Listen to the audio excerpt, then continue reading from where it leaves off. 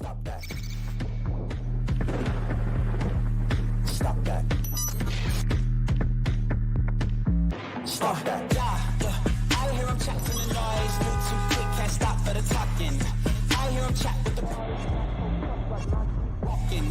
Just too sharp with the prize. White girls better tell me I'm awesome. Yeah, hot like fire on the pan. If you wanna touch my please use caution. Cold like 0 degrees. I'm out the cage, gotta let out the beast. Revolutionary, gotta let out the streets. Locked in a cage, I'ma let out the Wake up, let out the sheets. We came for one man, forget my peace. You take the west side, take on the east. I'ma put him in the cage, never let out the I hear him chat to the noise. Move too quick, can't stop for the talking. I hear him chat with the boys. Man so tough, but mans keep walking, yeah. Just too sharp with the prize. White girls better tell me I'm awesome, yeah. Hot like fire on the pan. If you wanna touch my please use caution. Stop that. Stop that. Stop that. Do we start with Michael Bublé on mushrooms, or do we start with the parody song? I missed the Sports Whisperers, Stugotz. I have not heard from the Sports Whisperer in a long time. I don't know whether you have polluted your vocal cords with cigarettes too much. I have not. I could still pull off a Sports Whisperer. Perhaps I will have one at the Circa Pool Thursday or Friday. How about that? Really? All right, fill me in on that one, please. Perhaps. I know our show is doing a lot of lifting there. I know our show generally hasn't planned, but there's never been a show more planned than this one. And that includes the time that we were on the air for 24 consecutive hours. So, yeah, let me know. We have tried workshop in Sports Whisperers in the past, and it just never materialized. I do love that bit. Mm-hmm. Well, we have a parody song to celebrate it that we're going to play in a moment. But how excited or not excited are Jessica and Lucy about Radio Row? Because Stugotz has top 5, rules of Radio Row? Yeah, tips? for the youngsters out there, you know? I like to teach the youngsters. Jessica's she is not a novice here. She's not a rookie. She's a veteran of Radio Row. I am not looking to teach Jess. I'm not looking to teach Lucy. It's just for all the young producers out there. That's all. Okay, That's it. All right, yes. We'll get to that in a second as well. Who are you going to introduce us, Jessica? I have not seen this animal before. What are you talking about? It was a bag. It's the newest bag by Gucci. Designed. It's an actual dog, but I have not seen that dog. Are you adopting a dog like Lucy? Lucy was a wild success. She got Zeke adopted. Is that what you're doing, or is that your dog? Is that a nemesis to Willow?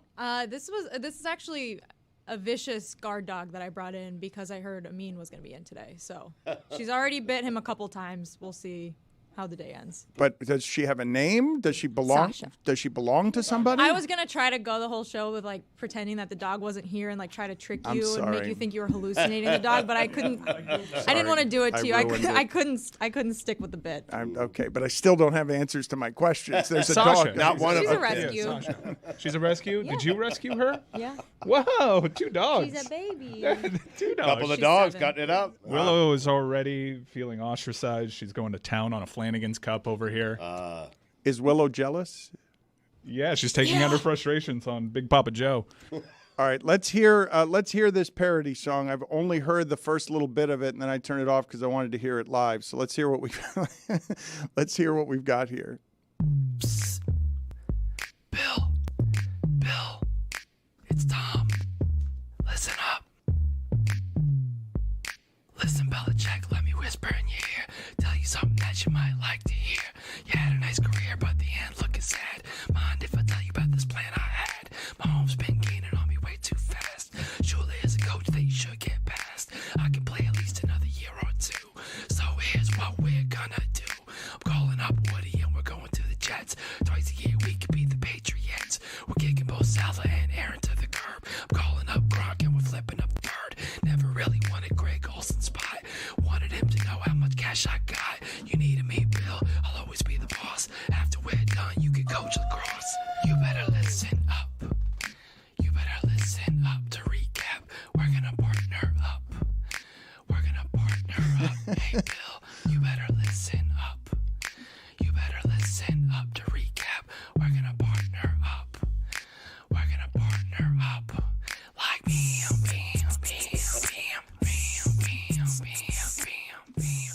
I think there's a degree of difficulty on singing that way that sounded more than just breathless, sounded like there was a lack of oxygen. That was my sports whisperer for the Circa Pool Thursday or Friday. Oh, it was taken. I'll have to That's improvise. too bad. Right. That's too bad. I could send Brady and Belichick anywhere. I mean, you really could. I know. Willow is going to town on The that disrespect. cup. Chris Cody, I can imagine. I thought of you last night as comeback player of the year. Tua Tagovailoa, voted by his peers the comeback player of the year. His peers. You didn't know this, Mike. What? Mike, you were not aware that there are multiple comeback player of the year awards. You were not aware. Over Baker? That is right. Tua Tagovailoa, voted by his peers the comeback player of the year. Which is the official one, though? I don't know. Oh. The one that they give away at the award show, hosted by Keegan-Michael Key, I think. How many of them are there? Because DeMar, Is it Rob Riggle this year? It's usually like one of four guys. Eggs. Yeah. DeMar Hamlin won the other one, right? How many comeback players of the year are there? Flacco said he's... Flacco better get one of them, and Baker better get Well, the Flacco- other. No, Flacco said it should go to DeMar Hamlin, right? Well, Flacco just said, I'm only coming back from being old, and I'm only coming back from not being able to find a team for a couple of months. So he's saying he doesn't deserve it, but I mean, Tua did come back from attempted murder. there is that. But DeMar Hamlin came back from actual death. I mean, Baker came back from Carolina. Kind of like that. But I thought of Chris Cody yesterday because I imagined him watching the precise passing yep. skills drill and getting mad at Tua, just saying, do something other than finish last. Just don't finish last. Don't be the worst scorer. You're the accuracy guy, okay? You can't move. Okay, everyone says, what can this guy do? Accurate. And CJ Stroud just made you look like poop. I mean, it's just ridiculous. Now, a point was brought up to me that these things moving were not moving as fast as Tyreek Hill. So, maybe it was just, weird for him to see this slow thing coming across the middle. Mikey A brought that point up to Chris. He sat in for the first segment of God Bless Football, but that is a good point because he's throwing the targets that are way slower than he normally throws to. You say it's a good point, Stugotz, but all it reminds me of is of the single greatest explanation for a loss that I've ever heard. After Jesse Armstead of the University of Miami, after they lost to BYU and Ty Detmer, who went on to win the Heisman Trophy, his explanation was their receivers were too slow. We were running past them in coverage. We were too fast, and they were throwing. I'm the king of excuse making for the Canes. That one takes the cake. Stash that away. You might the need it one greatest day. one I've ever heard. We were too fast. I'm not gonna lie. I watched all of the Pro Bowl last night for some reason. No. I don't know why. It was on, and I just kind of got mesmerized by it, and I left it on. And so when I first turned it on, they had just started the skills thing with the quarterbacks, and I was watching Gardner Minshew go. And I texted my friends, my NFL friend group chat, and I was like, "Oh my God, Gardner Minshew's missing all these throws. This is actually so bleak. Why is he even here?" And then the next person that went, I think, was either Baker or Tua, and I was like, "Oh, never mind. They suck too. This must just actually." Okay, Baker didn't suck. Baker was and good. CJ Stroud was also good, Yeah. but neither of them. Because he is good. The whole time I was watching it, I was like, this doesn't look like they need to make this look harder because the entire time I was watching, I was like, I feel like I could hit that 10-point bucket. It's just right there in the middle of the field. But it must have actually been very difficult because even quarterbacks, like CJ Stroud, I shouldn't say it that way, but you know what I mean. CJ Stroud did a good job. So I do want to give them a little bit of a benefit of the doubt there. Look, I criticized Tua here, and I'm half kidding, but there's also half of me that is if you're the guy that can't move, you need to shine in that competition. Right. I am half serious about this. He was in it and you could tell he was having fun. It's dude, your whole fan base wants to trade you right now. You need to make a statement. Minshew made the Pro Bowl? Well, let's talk about this for a second because you said you were half serious, and I'd like to push you to more than half serious. You're being aggressive when you say the whole fan base wants to trade him. That's not true at all. Oh, Dan, he's being serious. I think he's pretty close to being serious that it pissed him off that he simply just – man, it's not that you needed Tua to win. You just needed him to not be the worst. He was goofy about it too. And I get it. He was just in the mode of, I'm not taking this serious. But it's just I don't know. I wanted to, as ridiculous as it sounds, I genuinely wanted to see more out of him. I will add, after he got interviewed by Ryan Clark, and he said that I guess Eli Manning, it was like they do like an Eli Manning versus Peyton Manning thing. I'm telling you, I got really into this last night, Dan. I just wish I didn't know any of this, but I do. And he said that Eli Manning, like the NFC team was trying to mess with him and telling him like not to throw it. Excuses. So, I mean, maybe it's an excuse, Chris, but I just, maybe you're right. Maybe he should have taken it more seriously given the narrative on Tua, but other quarterbacks also didn't do very well at it.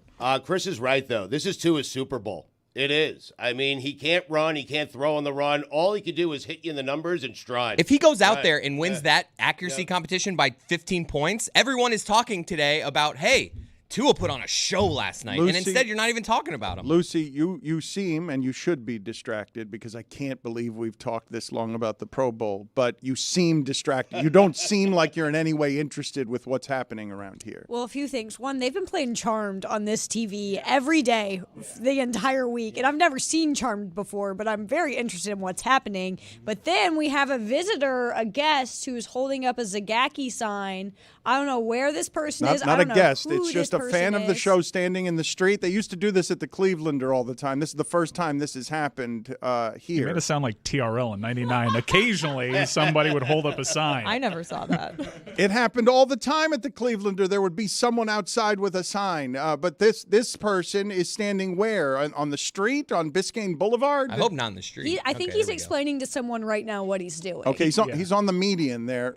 So, Lucy, yes, you have not. How is Charmed, though? Charmed Soundless is fun to watch? Yeah, because there's a lot of magic going on, but I don't know what the magic is. I don't know who the good guys are. I don't know who the bad guys are. I'll tell you what was magic, Lucy. Last night they did a competition where the skill position players, they did like a who can catch the most footballs from like the jugs machine, but it's like a punt return thing. Right. And then you had to keep the footballs, so you catch one, and then you hold on to one, and then you catch two, and now you have two, and then you catch three. Now you're holding three footballs. It was crazy. Miles Killebrew from the Steelers won. He caught 5 footballs while he was holding.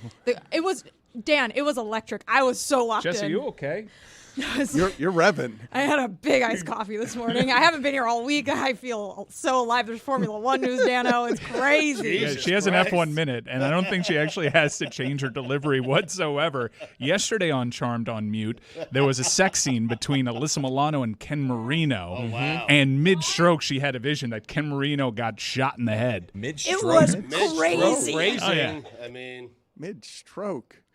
It is so distracting. I've been watching Charmed the whole week. I can't believe I've even been able to say anything. Jessica, do the takes back up on you during the week if you don't get a couple of shows in, a couple of microphones to watch the Pro Bowl. So, but it's the Pro Bowl is sort of what is a diuretic? Imodium is the opposite of a diuretic. The Pro Bowl has unleashed your ability It's to a probiotic. the of takes. hey there. Pro Bowl biotic. Yeah, I mean, Dan, it's been a long week. There's been a lot of basketball games. Notre Dame beat UConn on Saturday. I didn't get to talk about that. And then Iowa played the other night. There's just a lot of stuff going on. There was big Formula One news with Mario Andretti and then Lewis Hamilton. And the Pro Bowl happened. And then the Knicks won their 15th out of the last 17 games. It was crazy. Jalen Brunson's crying in the garden. They're chanting MVP. He got his eye poked out. Still came back in and won it. Everyone on the Knicks is hurt. Now they play the Lakers on Saturday. It was just a crazy week, man. You know what? Let's just segue right into the F1 minute. Let's get some of this out. Let's see if we can get Jessica to a stable speed here. People are listening to this at 1.5, 2.0. It's crazed. So now let's just escalate matters. Let's throw everything into the sky. No. Sip of my coffee real quick.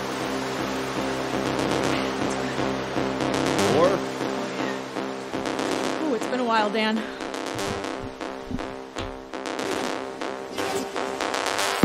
No race, no problem. It's always silly season in Formula One. 2024 began with shocking news that team principal Gunther Steiner is out at Haas, and they look like a bunch of fucking vankas. Le Batard Show regular Baby Lando said land yes to a new contract extension with McLaren. And the biggest news of the week, Formula One finally announced that they are rejecting Mario Andretti and Cadillac's joint bid to join the sport as Formula One's 11th team in 2025. But wait, what's that? Is that Enzo Ferrari's music? Yesterday, in a move that shocked the motorsport world, the Stan accounts and Toto Wolff himself, the 103-time race-winning, 197-time podium finishing, record-breaking Mercedes-AMG driving Formula One legend, the greatest of all time, depending on who you ask, 7-time world champion, Sir Lewis Hamilton announced after 11 years he's leaving Mercedes and joining Ferrari in 2025. Mamma mia, it's hammer time! That was excellent. You didn't appear rusty at all. She mentioned in the middle of that, Lucy, a supportive friend always. So proud of her. How did your friend date go? I think it went well. It was a little slow. So there was a lot of traffic, so we got there late, but we went and walked with her dog. She was very nice, and I think we're going to hang out again, in 2 weeks. A second date, huh? Yeah, I'm very A excited. second friend I date. think we're going to go to an estate sale. Right. How many days before you're officially friends, though? I think it takes I think it depends on the way that the friend date goes. Like sometimes I'll be an hour in and I'm like, yeah, you're my best friend forever now. So good luck with that. I think it's probably 3 or 4. Once it's one of those things where we're not really trying to get to I'm not asking where are you from? How many siblings do you have? Where it's just we text about something unrelated. So that's a good sign. Did you say that you were late or they were late to this We were date? both very late. Okay, so I think it worked out really if nicely. one of you was late, it's a bit of a red flag. Who sends the first text? I'm usually pretty proactive in sending the first text. Right. So The text after the hangout is the most important. Yes. text, yeah, though. so Yes, the I first told one. her, I was like, hey, I'm in Vegas all next week. And she's like, that's so exciting. That's so fun. And I was like, great. If I make it back, we'll hang out. And she was like, okay, yeah. And I told her about my estate sales and the Paw Venture stuff I do. And she was like, that sounds so fun. I've actually looked into doing the Paw Venture stuff. So we might do that together. So I'm hoping it goes well. I'm also hanging out with Lisa in 2 weeks. Nice. It is tough to be this popular. Congratulations on almost having a couple of friends. It's huge. It is it's amazing. You also gave the name to something that I want to start promoting here because you're doing a good thing and you are rescuing dogs because the one you were with last time, by endorsing what a sweet animal it was, you got it adopted. And I want to just explain to people a little more what you're doing, why you're doing it, and how they can help with this. So I don't know if I was officially the reason this dog got adopted. I don't want to take credit for that. I also don't care. The dog got adopted. This is amazing. I am so happy for Zeke.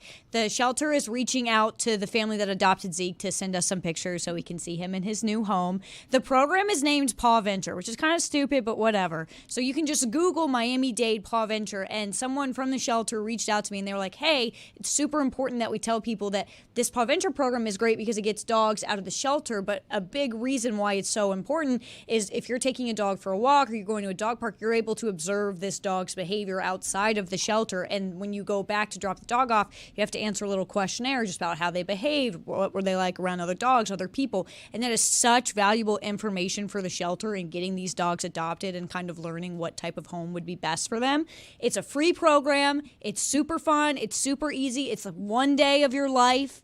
It's amazing. I couldn't recommend it enough. I felt a little nervous for the friend date yesterday because I found out about Zeke getting adopted right before. I don't know what happened to me. I was just bawling because I was so happy for Zeke. And I was like, we did a good thing. And so I showed up like a little puffy because I had been crying so much. But I don't think she noticed. So this is an awesome program. I hope we can do more in the show. I'd love to bring some dogs here so that you guys can kind of like interact with them as well and the fans can see it.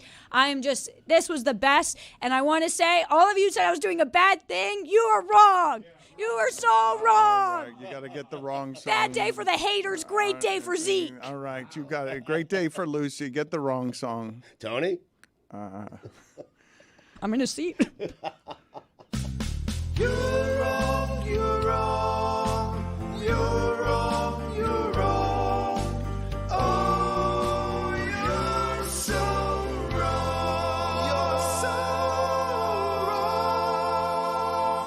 3 things that have come up in the first 20 minutes that I want to get back to. One is Chris Cody saying that if one person shows up late, it's a red flag.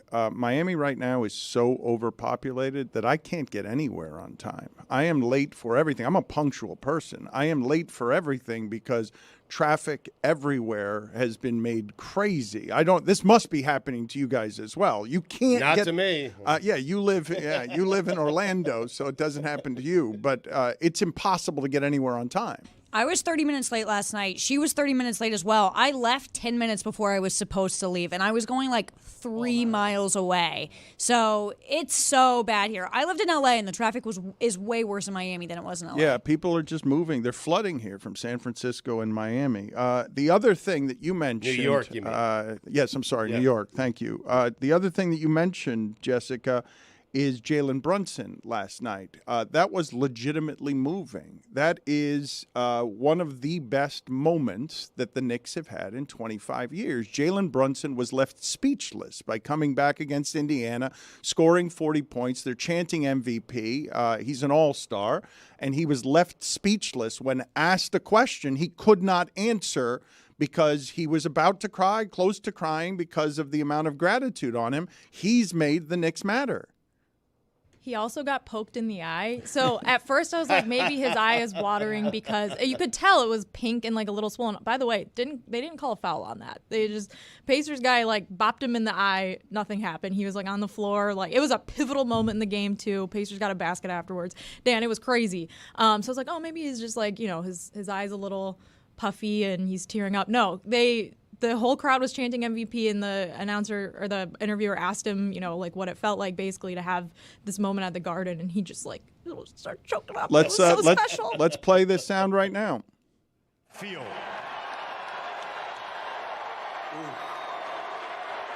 That was fun. That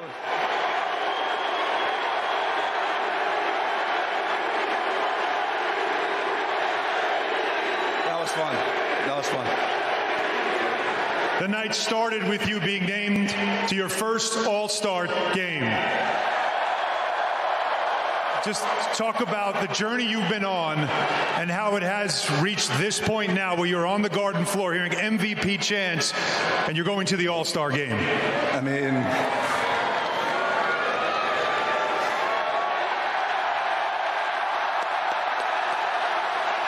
I got nothing to say. All right, then talk about your teammates because I know. He's like, all right, you give me nothing, then talk about your teammates. Poor Alan Hahn. That's a bad situation to be in as the interviewer. I got nothing to say. Okay, just talk. Talk about things.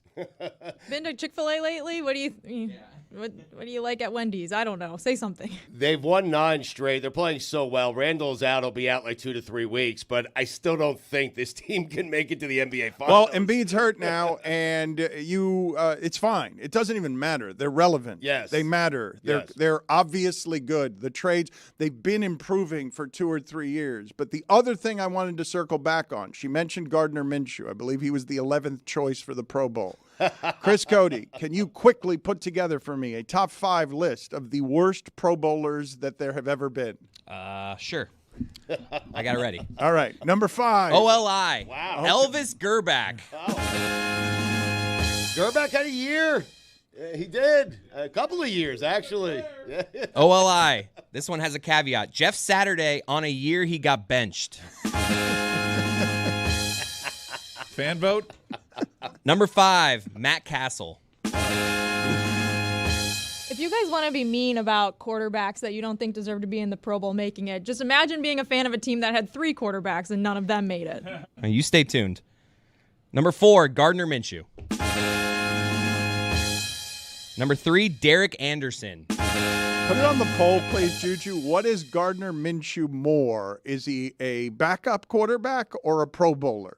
Derek Anderson had a year. I mean. Okay, but I'm assuming some of these guys had a year, Stugotz. Well, Gerback did. He made the Pro Bowl. I know, but that's 4,000 yards, 28 touchdowns. Technically, to be on this list, you had to have had a year. You've had to have been in the Pro Bowl. That's what the list is. Has Minshew had a year? And half of them had a year for the Kansas City Chiefs. Number 2, Tyler Huntley. He was a backup. That's right. Really? Never had a year. Last year. He had like 2 games. Oh, that's right. Wasn't he like Baltimore's 4th quarterback? No, he was their backup, but Lamar got hurt last year while he was doing the contract thing, and they ran out of options, so Tyler Huntley made the Pro Bowl last year. You have a better one than that? I mean, Jess kind of, it's a Jess one here. Number 1, Mitch Trubisky. Oh, wow. Did he have a year? He did. They double doink year. That was a good year. Yeah. The Bears were good. They were relevant. Yeah, And didn't he win like the Nickelodeon game MVP? the NVP, I believe. I also heard Dan Nickelodeon is going to do the Super Bowl broadcast, and they're going to play. SpongeBob's going to sing "Sweet Victory" before the Super Bowl. Oh my God! I'm Slow so down! excited!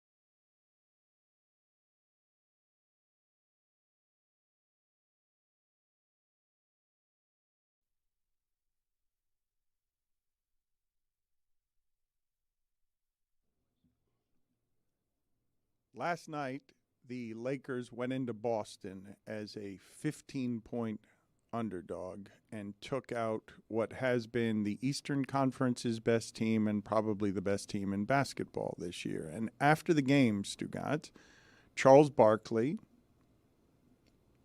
did something that made me uncomfortable. His criticism of the Celtics is that they are mentally weak, that they're a mentally weak team. And while I understand how someone arrives at that conclusion, I would be deeply insulted. And this happens a lot with players in the NBA, Stugotz, who are kind of tired of that show being the old heads talking about their way of doing business and doing that one where, hey, Jason Tatum, you're mentally weak. It's hugely insulting to say something about something like that on television about a player, about a team, and I'm wondering how comfortable you guys are with it, because I'm used to Barkley. Barkley is the best. He is willing to say things other people aren't willing to say. But if someone said that to my face and I was as competitive as a professional athlete, they'd be fighting words like that. You're telling me I'm a coward, that either I'm dumb or I'm a coward. I'm not tough enough. Like, what are you saying about you're saying that I'm not smart enough or tough enough mentally to handle winning in the NBA? They're 37-12. They're 22-3 at home. They lost last night to the Lakers, as you pointed out, without LeBron James, though, without Anthony Davis. Oh, it's a That's terrible. A bad loss okay. But that's an odd reaction to have after that It loss. is a terrible loss. There's no disputing that it's a terrible loss. But does anyone in here object to the idea of that as criticism? Because no, I object to your objection. Seemingly, that's why you pay Charles Barkley. You pay analysts that have been in those spots to give their opinions. You can agree with them or not. Jason Tatum has done weird disappearing acts in the past, and we've tried to piece together why he does that. He also puts on a Kobe armband and goes out and wins a Game 7. So he's an interesting case study, and if Charles wants to formulate a hypothesis as to why this is, I don't think challenging Jason Tatum to be tougher in spots is all that offensive. I really don't. But have you ever thought of the Celtics and said, this Celtics team, and said to yourself, they're mentally Often. weak? Really? Often. All right, Drew Holiday's mentally weak. He won a title. I mean, Porzingis, you're saying this like Porzingis is physically weak. Yeah. Oftentimes in this core of Brown and Tatum, right, they are certainly more talented than the Miami Heat, and yet the Miami Heat, outside of one Game 7 where Max Strus wasn't out of bounds, have gotten the better of them. I object to your objection of Dan's objection because I think this is why we listen to Dan, right? He's going to have a contrary opinion to people like Charles Barkley and call them out. I object to your objection of my objection of Dan's objection to Charles Barkley's objection, because all of this is subjective. You're all object overruled. to your objection of my objection of your objection of Dan's objection Sustained, of Charles Barkley's all of you. objection. And I object to you, just in general. Lucy, I wanted to bring you in here on what happened with the David Pollock deleted tweet.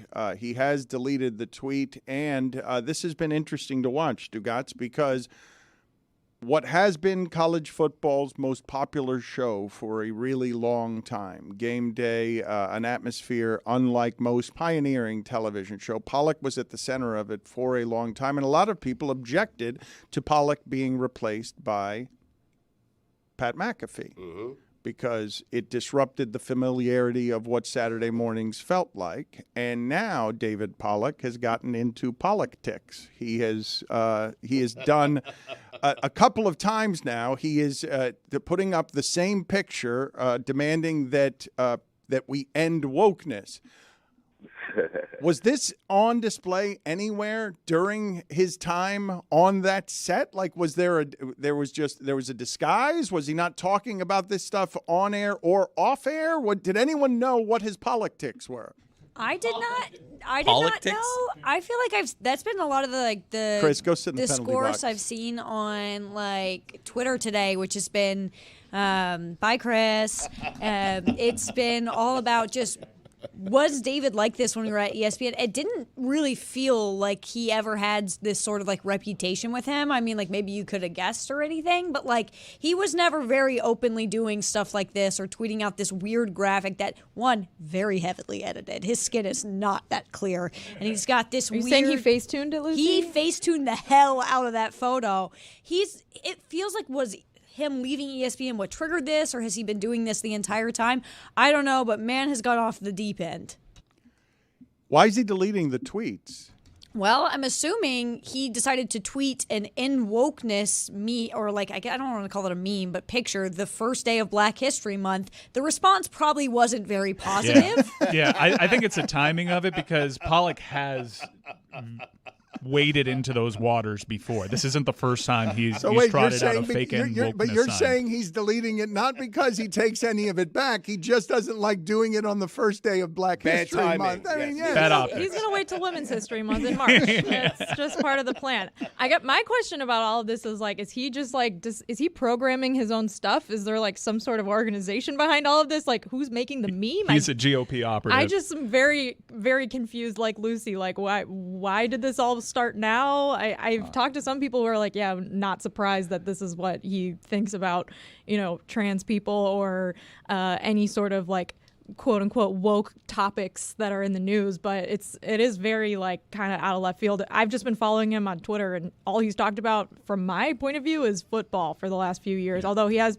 tweeted a lot of like Christian stuff, I don't necessarily like think that is a bad thing. So I didn't see it really coming, but some people did. The last time he did this, he was like adding Joe Rogan, and it was just like it was kind of sad. The guy just went through an entire college football season cycle without being hired by any of the competitors, and now in that game there are competitors out there, and he wasn't considered a desirable asset, so this is the next move. End wokeness is often being supported or rationalized by a couple of camps, right? It's either devoutly religious and an attack on the moralities of this country, or it's protect the kids, right? Those are the two chief places where end wokeness is most supported by whatever the rationalizations are, whether they are, I don't want my children to have this future in Sodom and Gomorrah. It's been twisted. Woke was originally created by minorities to essentially highlight what has happened. The white GOP side co-opting a phrase the same way that they co-opted fake news, because fake news didn't mean originally what Donald Trump has made it turn out to be. And now woke is just this blanket that is there for disenfranchised white people to throw over a bunch of stuff. Okay, so there is the grievance of white people. There is the anger of white people. But I see it often framed, when you go through the roots of some of this, I often see it framed with either religion, just my morality is better than your morality. You are immoral for being liberal. The seeds of it was certainly BLM. And then beyond that, there's a lot of, and see, everyone can agree with this part. Everyone can agree, yes, protect the children. Absolutely, protect the children. But there, a lot is getting filed under, if you're anti-gay, the idea of grooming, anti-trans, the idea of grooming, that children have to be protected from these things, from liberal parents. Yeah, people care about that until they don't. David Pollock's first tweet using this horrible Facetuned image was about trans athletes in sports. This one was more about religion. Maybe another reason he deleted the tweet was the first response. They kind of bodied him, and they were like, you do realize Jesus was the most woke person of all time. And David Pollock's been real quiet since. After 3 days. I wanted Stugotz to segue just the general poison that is in the atmosphere everywhere to your boy George R.R. Martin. Yes. He is seeing him soon. Sphere, Vegas. He is saying the following. The creator of Game of Thrones, he is saying that social media is ruled by anti-fans. I remember, I think it was the movie Chasing Amy. Kevin Smith threw in a little monologue for Ben Affleck where he talked about what movies and I think the internet are for, which is just to complain about movies, to argue about movies. And George R.R. Martin, who made 7 seasons of amazing television and an 8th season that had a Starbucks cup in it, he says in books, in films and television shows, though even there, toxicity is growing. It used to be fun talking about our favorite books and films and having spirited debates with fans who saw things different. But somehow...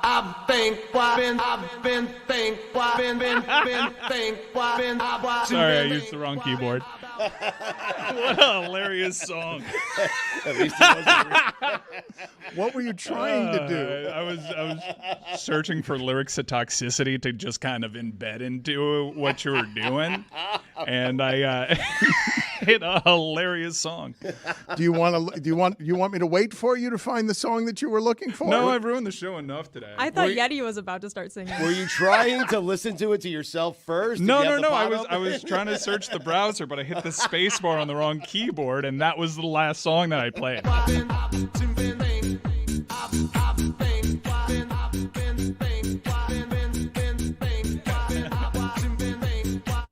Do you want me to read Properly with embarrassed. that as the music? Under that song. Yes, go ahead. Yes. Go ahead and do it again. It's a little tricky with the podcast, but sure. Dan, I'll stop you right there. George R. R. Martin's right. Everyone loves to be a hater.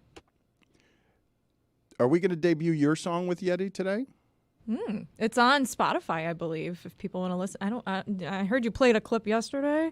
Yes. I thought everyone was going to be mean after, and they weren't, so that was good. They were nice. Truly astonishing voices. Only because of Lucy. for sports media. We will do this proud of you. Next segment. But go ahead and put in books, in films, and television shows, though even there, toxicity is growing.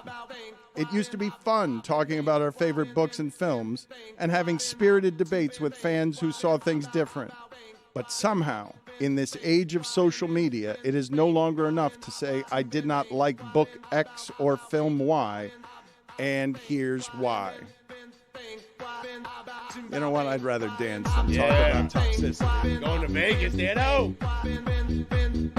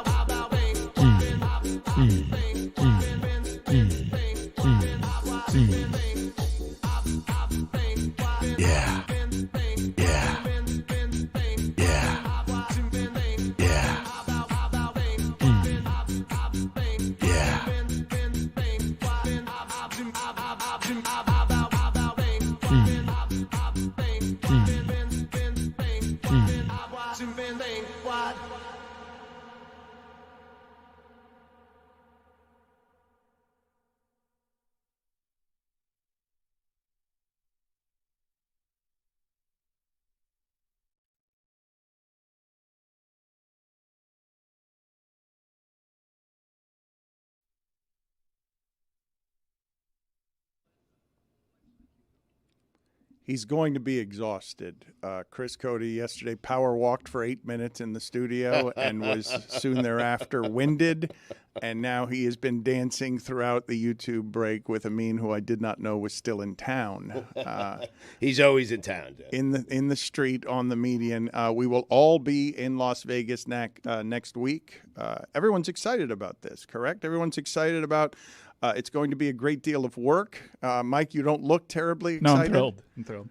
You don't My look. voice gave out. You don't look terribly excited because thrilled. it is a lot of work to move our entire outfit to Las Vegas. But everyone's moving, and Stugotz has top 5 Radio Row tips. I don't know what we're going to get from Stugotz. He's promised a lot. He's promised to give us a whole bunch of effort and maximum Stugotz while we're in Las Vegas. He's getting out there when? You're getting out there early. You're going to be on Radio Row. Chris Russo taught you got to get out there Monday. You got to be there Monday. I'm getting there tomorrow. Chris Russo did tell me once. We sat down. We talked for a little bit. He said, if you're not out here covering the Super Bowl on Radio Row on Monday, you're not covering the Super Bowl. That's what he said to me. And he's right. I mean, Is he going to be there on Monday? he'll be. What have you asked? Will he be there What on have Monday? you asked? He's already there. Borderline penalty box. Can you make an intro? I thought that the Flanagan's Cup being eaten by your dog was the most blasphemy we were going to see today. But She didn't didn't, eat she it? didn't eat it. She Yeah. chewed it. I took it away. Obviously, I'm a good dog mom. I don't let my dog eat things that are going to hurt her tummy, so I took it away. But you ruined the best cup that we have around here. I agree with that statement. Where will we ever find another? This was the special Marlins one, which, by the way, should have been teal. Sorry, Flanagan's. Should have been teal. Can't be teal. Flanagan's They do has the gotta pink cups be- for October. They're going to do a teal cup for the Marlins. Just saying. If I were their marketing director, I would have put it in teal. Yeah, well, if I were their marketing director, I'd make them wear teal all the time. I wouldn't want a teal cup. Would you, Mike? I would want anything with Big Papa Joe on it. Okay. Are you ready for top 5 tips? These are Stugotz. This is learned over a lifetime. Top 5 keys to Radio Row, of Dan. dominating Yes. Radio Row. Now, Yes. you are still promising us, but I am not optimistic, that you are going to sell Greg Cody's book with Flava Flav Yes. on Radio Row. Uh-huh. Yep, we're working it out. Okay? Yes. It's a great hype, man. We're going to walk Greg through Radio Row. What a creative logjam God Bless Football has. Sell Greg Cody's book with Flava Flav. Interview Don Shula from the dead. I've been invited to 2 places, 2 houses to stay at in Vegas, Flavor Flav's and Austin Eckler. I won't go to one of them. I mean, You mentioned Shula here. Did you see, Stugotz, by the way, that the Dolphins turned down for their defensive coordinator position the grandson of Don Shula, Chris Shula? The Dolphins rejected the Shula name for defensive coordinator to replace Fangs. I mean, they should. I mean, what has Chris Shula been doing? I mean, that name, you can't. Right. I think he's McVay adjacent.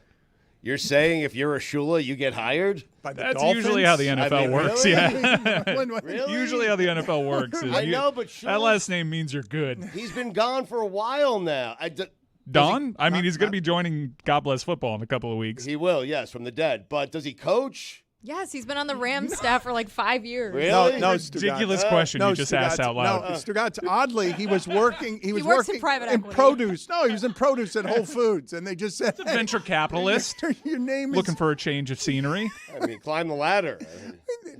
Did you really just ask the question? intern? Did I the mean- Dolphins interview for defensive coordinator somebody who was in football? I mean, what did he do to deserve, besides having the last name of Shula, what has he done to deserve that interview? He's I mean, evidently worked in football on the defensive side of the ball. Okay, thanks for listening to my answer. If I'm the younger Shula, though, I'm staying with the Rams. I'm the Rams D coordinator now. I'm not just.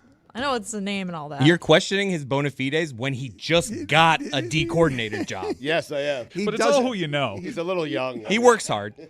Are you anti all Nepo-babies Lot to or live up just to. this one weirdly? Just this one. All right, well, you should ask Don about it. I got hit yesterday with Nepo-baby. And I'm like, what? Nah, you can't. If your parents are political exiles, you can't be hit with that. Unless it's like a royal family that's been exiled. Someone called me a Nepo baby the other day, and they were like, "We know your dad's an executive here," and he's not. I was like, "Do I respond to this one?" But I've been called a Nepo baby. My dad works for Progressive Insurance. Lucy, that has also happened to me. I've been accused of being John Skipper's daughter before. That's just a sexism thing. Okay, but why am I being called the Nepo baby? Because your dad's more famous. Yeah. Than Your dad is on television. Why am I being called? Yeah. That's right. Top 5 tips and keys to Radio Row, according to Stugotz, who doesn't know that Chris Shula was in football for the last 9 years. Jules. God bless football. It's shoes. God bless Cobbler. God bless football had a bunch of guests this week. A.J. Brown was on. Who else? It just debuted today, correct? Devontae Smith, A.J. Brown, Austin Eckler, Mike Golick. We had Flavor Flav earlier this week. We had Colleen Wolfe as well. Chris Cody sat in for a bit. We had a fun episode this week. So you are going to unleash how many God bless footballs next week as we unleash the Stugotz upon Radio Row? Yeah, I'm looking forward to it, man. For me, Radio Row is home. It's where I'm most comfortable. It's the 1 year on the calendar I look most forward to. So I'm really excited. The 1 year on the calendar. It is. Well, in terms of, sporting events and us covering them. Yeah, well, Tahoe, you say the same thing about. Yeah, I do. Same thing with Augusta. But this is it. This is Radio Row. This is where everything's happening. I get to see some friends whose names I don't know. I mean, it's great. Any OLIs? Or are you going right to the I good just got stuff? a straight 5. All right, number 5, keys. Write them down, Lucy. It's important that you learn this going in. Don't blink. Let me tell you, your time is precious at Radio Row, and I can tell you who's not blinking. Jim Rome's producer. I can tell you who else is not blinking. Christopher Mad Dog Russo and his producer. They don't blink. You can't blink. You blink, you miss a guest. Number 4. Number 4. It's a marathon, not a sprint, Dano. You don't want to come out of the gates Monday with too many guests. Sometimes you just sit there. You sit there and you let things happen. Way to rationalize nobody being there on Monday. And you don't leave, because here's what happens if you just, play the long game. Marathon, not a sprint.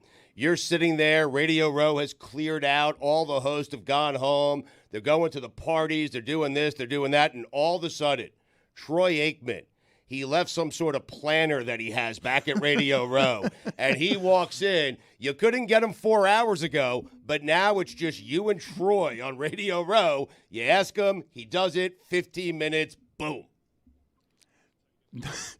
Play the long game, Dan. I'm telling you, that's how you get Merrill Haji. Number 3. Lay of the land. I am telling all you right now, I go out there, I'm going out there tomorrow. And the reason I'm going out there is I like to see Radio Row before anyone else does. I like to know where Gio and Boomer are sitting before Gio and Boomer know where they're sitting. You need to get a lay of the land, know where the tables are at, know who's who, where they're going to be. That way you can formulate a plan. Get a lay of the land. Know where the food is. Yeah. The coffee. bathrooms. Uh-huh. All important. I should tell the audience, by the way, we are very moved by the number of people who have RSVP'd, and next week is going to be a different week in our schedule. All of it, everything we're doing next week is going to feel a little bit different because we're moving the show out there. And it's going to be 40 degrees. In segments. I was encouraged by the recent forecast. The 7-day forecast, much better than the 14-day forecast. It was updated. You're right. Yes. I saw.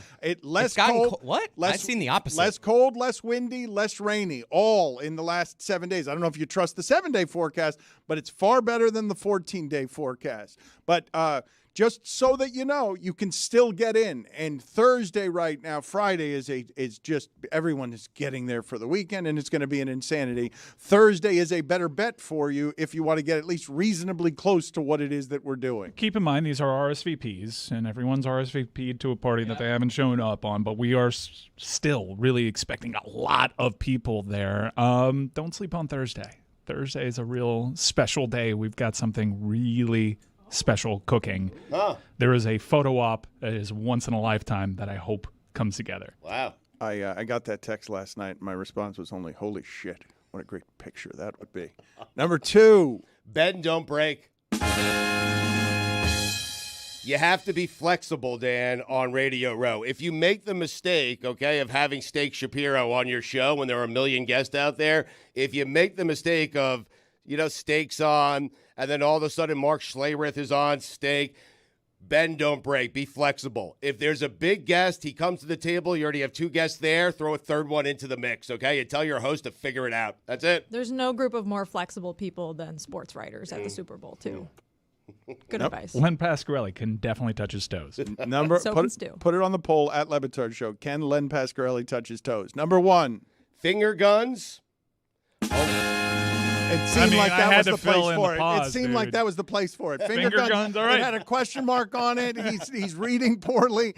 It had Finger guns, a question point to the mark. finger, a nod, and a wink, Dan. Moving and shaking, that's what Radio Row is all about. You have to move through Radio Row. You don't stop. Someone's going to yell, "Hey, Stugotz!" I'll yell back, nothing. You know what I give them? I give them a finger gun. I give them a wink. I give them a nod. I have no idea who they are. I just keep it moving, okay? That is the important part about Radio Row. You stop, you shake hands, you have a conversation with an old friend whose name you do not know, you are making a big mistake. Why? Because all of a sudden, Joe Montana and Roger Craig walk in. I mean,